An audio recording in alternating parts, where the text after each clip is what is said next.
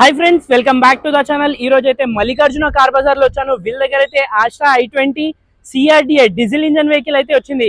ఈ వెహికల్ చూసుకుంటే 2014 model 15 registration vehicle అయితే వెల్ మెయింటైన్ ఉంది. ఎటువంటి డామేజెస్ యాక్సిడెంట్ ఫ్లడెడ్ లేదు. Fully top and vehicle.